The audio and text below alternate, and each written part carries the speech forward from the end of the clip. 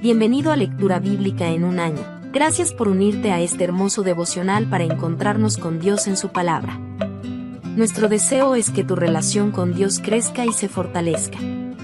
Amado, ruego que seas prosperado en todo así como prospera tu alma, y que tengas buena salud.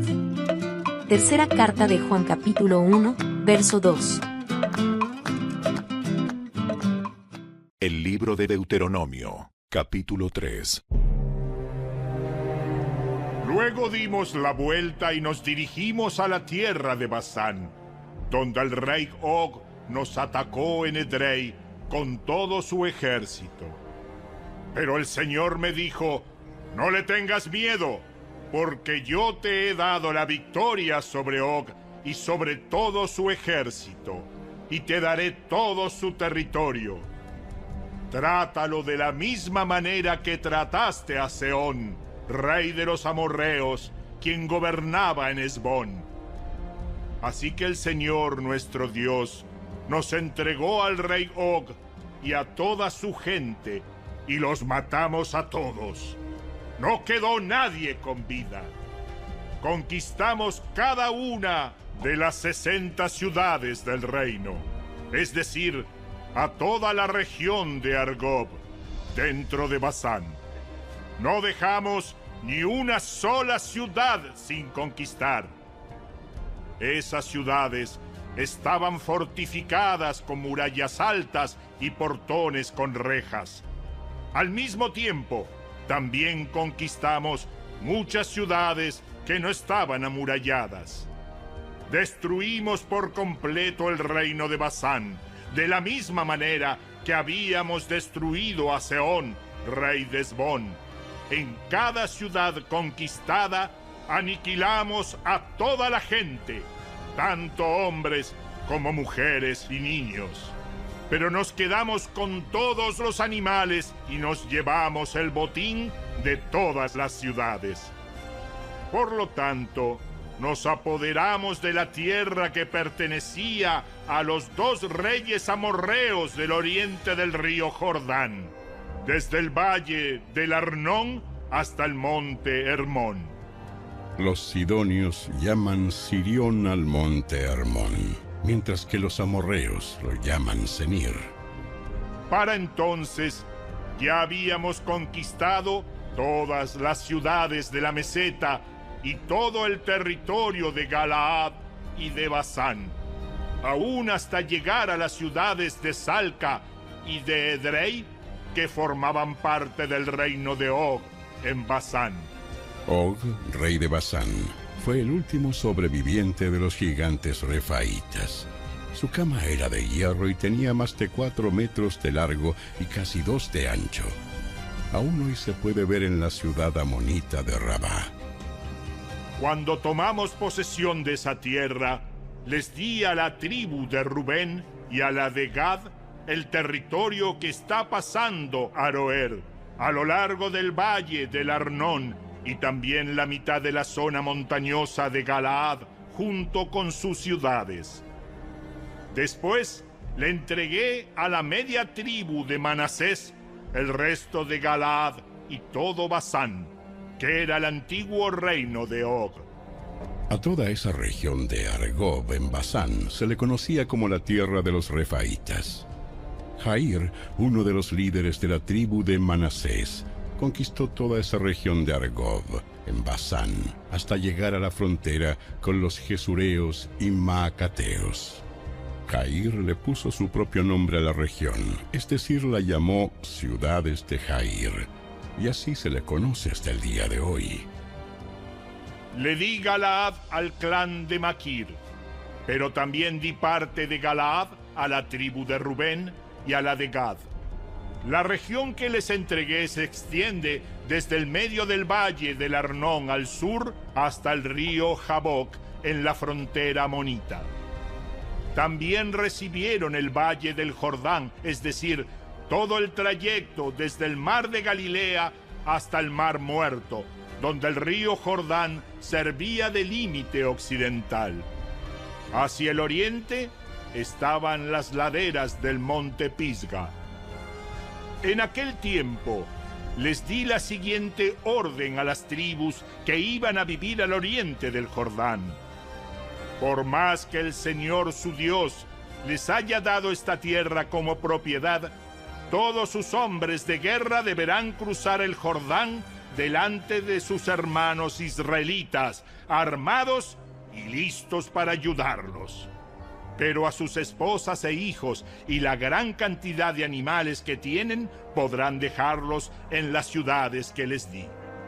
Una vez que el Señor les haya dado seguridad a los demás israelitas, como ya lo ha hecho con ustedes, y cuando ellos tomen posesión de la tierra que el Señor su Dios les da del otro lado del río Jordán, entonces todos ustedes podrán volver aquí a la tierra que les he dado.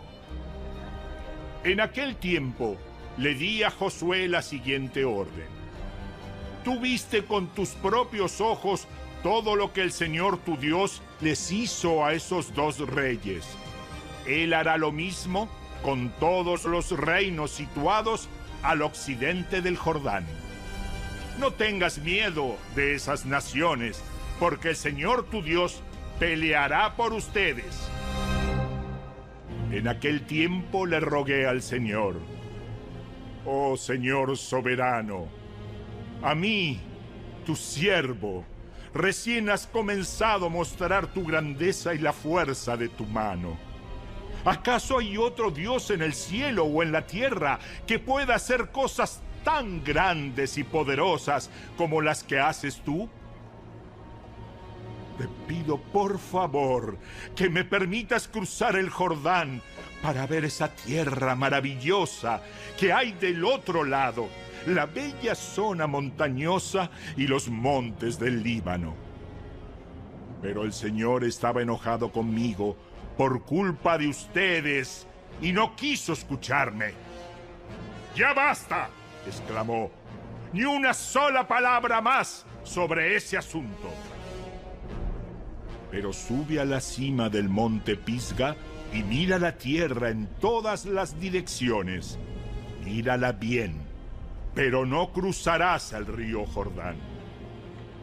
Por lo tanto, encarga a Josué y dale ánimo y fuerzas, porque él guiará al pueblo en el cruce del Jordán. Les dará como posesión toda la tierra que ahora ves frente a ti.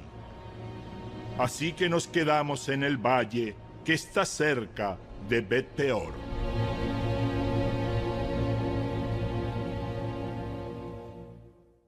El Evangelio según Marcos, capítulo 12. Después Jesús comenzó a enseñarles con historias. Un hombre plantó un viñedo, lo cercó con un muro, cavó un hoyo para extraer el jugo de las uvas y construyó una torre de vigilancia. Luego les alquiló el viñedo a unos agricultores arrendatarios y se mudó a otro país. Llegado el tiempo de la cosecha de la uva, envió a uno de sus siervos para recoger su parte de la cosecha. Pero los agricultores agarraron al siervo, le dieron una paliza y lo mandaron de regreso con las manos vacías.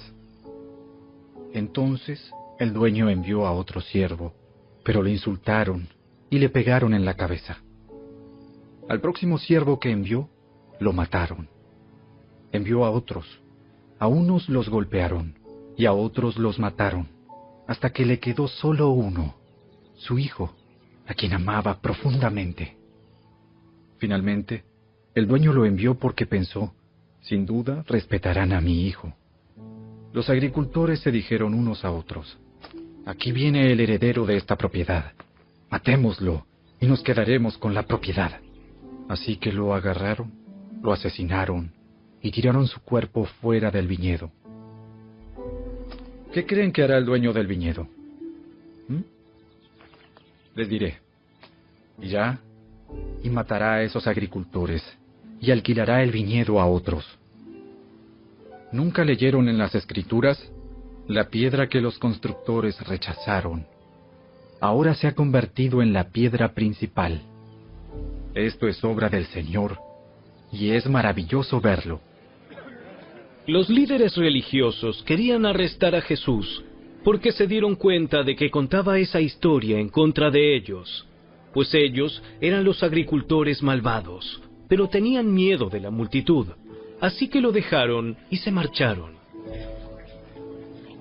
Después, los ancianos enviaron a algunos fariseos y partidarios de Herodes para hacer que Jesús cayera en la trampa de decir algo por lo cual pudiera ser arrestado. Maestro, sabemos lo honesto que eres. Eres imparcial y no tienes favoritismos. Enseñas con verdad el camino de Dios. Ahora dinos, ¿es correcto que paguemos impuestos al César o no? ¿Debemos o no pagarlos? Jesús se dio cuenta de su hipocresía y dijo: ¿Por qué intentan atraparme? Muéstrenme una moneda romana y les diré. Cuando se la dieron, les preguntó: ¿A quién pertenecen la imagen y el título grabados en la moneda? Al César. Bien. Entonces den al César lo que pertenece al César, y den a Dios lo que pertenece a Dios. Su respuesta los dejó totalmente asombrados. Después se acercaron a Jesús algunos saduceos, líderes religiosos que dicen que no hay resurrección después de la muerte. Le plantearon la siguiente pregunta: Maestro, Moisés nos dio una ley que dice que si un hombre muere y deja a una esposa sin hijos, su hermano debe casarse con la viuda y darle un hijo para que el nombre del hermano continúe. Ahora bien, supongamos que había 7 hermanos. El mayor se casó y murió sin dejar hijos. Entonces el segundo hermano se casó con la viuda, pero también murió sin dejar hijos. Luego el tercer hermano se casó con ella. Lo mismo sucedió con los 7 y aún no había hijos. Por último, la mujer también murió. Entonces dinos, ¿de quién será esposa en la resurrección? Pues los 7 estuvieron casados con ella. El error de ustedes es que no conocen las Escrituras y no conocen el poder de Dios. Pues cuando los muertos resuciten, no se casarán ni se entregarán en matrimonio. En este sentido, serán como los ángeles del cielo. Ahora bien, en cuanto a si los muertos resucitarán, ¿nunca han leído acerca de esto en los escritos de Moisés, en la historia de la zarza que ardía? Mucho después de que Abraham, Isaac y Jacob murieron, Dios le dijo a Moisés: Yo soy el Dios de Abraham, el Dios de Isaac y el Dios de Jacob. Por lo tanto, Él es Dios de los que están vivos, no de los muertos. Ustedes han cometido un grave error. Uno de los maestros de la ley religiosa estaba allí, escuchando el debate. Se dio cuenta de que Jesús había contestado bien. Entonces le preguntó: De todos los mandamientos, ¿cuál es el más importante? El mandamiento más importante es: Escucha, oh Israel, el Señor nuestro Dios es el único Señor. Ama al Señor tu Dios con todo tu corazón, con toda tu alma, con toda tu mente y con todas tus fuerzas. El segundo es igualmente importante: ama a tu prójimo como a ti mismo. Ningún otro mandamiento es más importante que estos. El maestro de la ley religiosa respondió: Bien dicho, maestro. Has hablado la verdad al decir que hay solo un Dios y ningún otro. Además, yo sé que es importante amarlo con todo mi corazón y todo mi entendimiento y todas mis fuerzas, y amar a mi prójimo como a mí mismo. Esto es más importante que presentar todas las ofrendas quemadas y sacrificios exigidos en la ley. Al ver cuánto entendía el hombre, Jesús le dijo: No estás lejos del reino de Dios. Y a partir de entonces, nadie se atrevió a hacerle más preguntas. Tiempo después, Jesús estaba enseñando al pueblo en el templo y preguntó: ¿Por qué afirman los maestros de la ley religiosa que el Mesías es hijo de David? Pues el propio David, mientras hablaba bajo la inspiración del Espíritu Santo, dijo: El Señor le dijo a mi Señor: siéntate en el lugar de honor a mi derecha, hasta que humille a tus enemigos y los ponga por debajo de tus pies. Ya que David mismo llamó al Mesías mi Señor, ¿cómo es posible que el Mesías sea su hijo? La gran multitud se deleitaba al escucharlo. Jesús también enseñó: Cuídense de los maestros de la ley religiosa, pues les gusta pavonearse en túnicas largas y sueltas y recibir saludos respetuosos cuando caminan por las plazas. Y cómo les encanta ocupar los asientos de honor en las sinagogas y sentarse a la mesa principal en los banquetes. Sin embargo, estafan descaradamente a las viudas para apoderarse de sus propiedades, y luego pretenden ser piadosos haciendo largas oraciones en público. Por eso, serán castigados con más severidad. Jesús se sentó cerca de la caja de las ofrendas del templo y observó mientras la gente depositaba su dinero. Muchos ricos echaban grandes cantidades. Entonces llegó una viuda pobre y echó 2 monedas pequeñas. Jesús llamó a sus discípulos y les dijo: Les digo la verdad, esta viuda pobre ha dado más que todos los demás que ofrendan, pues ellos dieron una mínima parte de lo que les sobraba.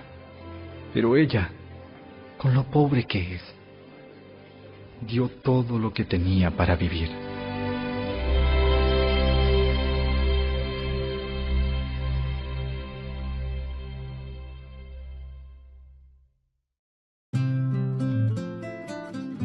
Gracias por acompañarnos. Te esperamos el día de mañana. En mi corazón he atesorado tu palabra, para no pecar contra ti. Salmo 119, verso 11.